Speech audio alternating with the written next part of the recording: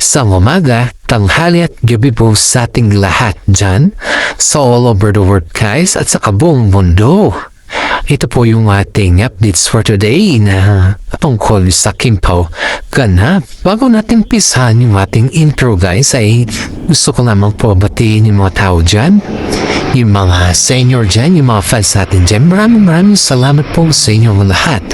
Kaya ito na po, introduce natin ng ating intro. Pasok!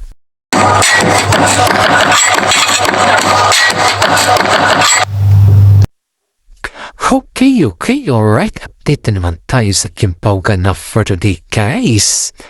Ito na naman tayo, guys. Update tayo sa Kimpaw. Itong updates natin for today, guys, is tatlo po. Tatlo. Kim2. Ano na ang balita sa show na kusan ay kumbaga guys is chinop si Kimi na may katotohanan na yung mga kasama niya sa showbiz. Tapos pangalawang balita natin for today guys is Paolo Avellino aamin na nga ba? At ang pangatlong topic natin for today guys ay aktor. Ano na nga ba yung gusto kay Kim Chiu? Bakit na hanggang ngayon ay nililigawan pa ba niya si Kimi kasi nakatanggap siya ng bulaklak? Okay, alright. Ito na tayo guys. Umpisa na natin yung topic natin kay Kimi guys na kung saan ay Kim Chiu. Ano na yung joke na yung joke ba na masakit? You know guys, dito kasi sa show na kung saan is everyday si Kimi nakikita. Ayokong panggitin yung show kasi nga, alam mo na, mahirap na. Yung show na ito is ito yung show na nagpapasaya sila. May mga kasama sila, mga co-actor or co-actress na kung saan ay ang ganda ng kanilang banding. Yung ramdam materya yung katotohanan sa kanila. In fairness, ramdam ng totoong kaibigan ba? Kaya nga, ito naman dahil nga si Kimi guys ay napakabait na tao at alam niya yung kanyang galawan ba? Alam niya yung ramdam niya yung sinasabi na mabait siya at yung wala man siyang doubtin, yung does and don't, yung alam niya makisama at alam din niya yung mga sinasabi ng mga iba na kung saan ay yung maramdaman yung comfortability mo sa kanya. Kaya ngayon guys, dahil nga sa magkaibigan na sila, very close na sila, comfortable na sila sa isa't isa, ay doon na rin pumasok yung salitang imbangon. Kung baga ba sa isang tao ay yung bang tatanungin kanila, yung bang i-joke kanila na medyo may joke na mahirap, medyo may joke na masakit, at higit sa lahat ay maramdaman mo na yun. Kaya nga yung mga netizen guys ay hindi mo alam kung paano yung sistema diba? Hindi mo rin maramdaman kung ano yung kanilang bet or hindi mo rin maramdaman kung ano yung kanilang taste sa gano'n na bagay. Pero in fairness alam niyo ba yung joke kay Kim Chiu? Aba, masakit yun kumusta daw yung alam mo yung jokes kanya na parang pagkaintindi ng mga karamihan na yun dito sa ating legit na sources kaysa yung pagkaintindi ng karamihan na hindi man na madaretso na kumusta na yung lagay nila ni Ate Lakam, nagbayad na ba? Si Ate Lakam, may natira pa ba sa pera mo? Parang ganon na superpal na joke na hindi man madirekta pero kinumusta yung kalagayan ng pera mo. Yun yung joke niya guys na joke niya sa nilang kasama sa show na kung saan ay siyempre, nasa show ka, kailangan naman naiiyak ka na. May mga time nang naiiyak ka, pero it doesn't mean na that is tapos yung pag-iyak mo sa maraming tao. May mga dahilan naman tayo, di ba? Hindi naman lahat ay nagkagampanan or nasasabi or kung ano man yan. Kasi nga bilang ikaw, bilang isang tao or bilang isang bilang isang host sa show ay gusto mong magpasaya. Gusto mong matanggal yung kanilang stress, yung ramdam mo yung katotohanan, hindi yung ramdam mo yung kung ano na yun, diba? Yun yung pinakamahirap, ramdam mo yung katotohanan. Dito dahil yung katotohanan ang nagbibigay sa kanilang ng lakas na loob pa. Kaya na itong si Kimi guys, yung maramdaman niya na medyo iba na yung joke, ay iniba niya. Pero yung co-actor nito guys, I can say co-actor kasi, but sometimes sinasabi nila na co-actress siya. Ayaw kong magsabi guys, ayaw kong magsabi kung sino siya. Pero nakikita nyo ito guys, very joker talaga ito at ramdam na ramdam nyo talaga ito.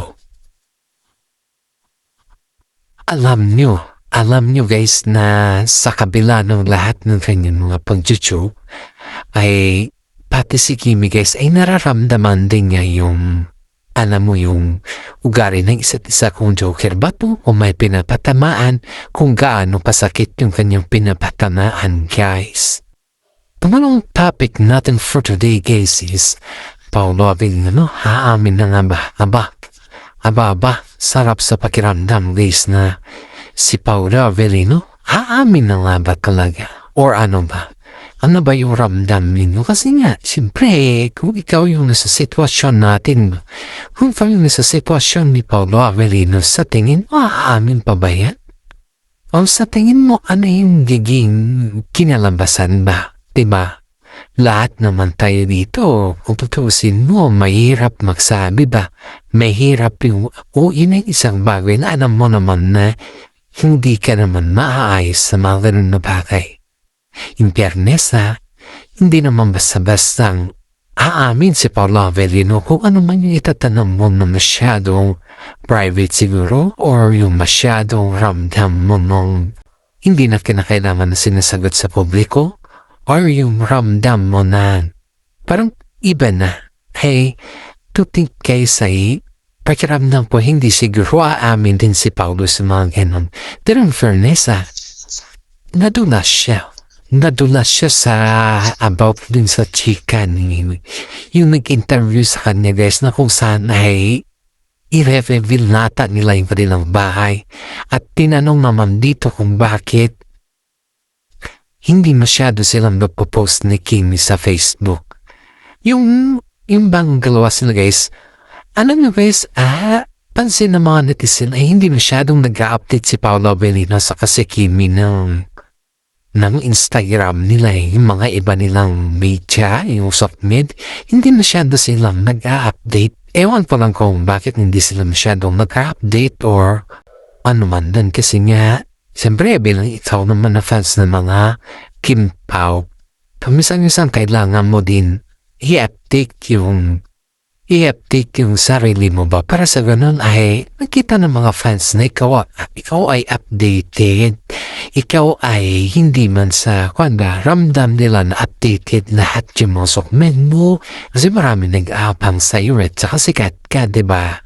Yan yung sinasabi ng mga karamihan dito guys na ramdam nila yung tinatawag na katotohanan na ramdam nila kung paano yung bang mag-amin o yung magsabi ka ng totoo, yun.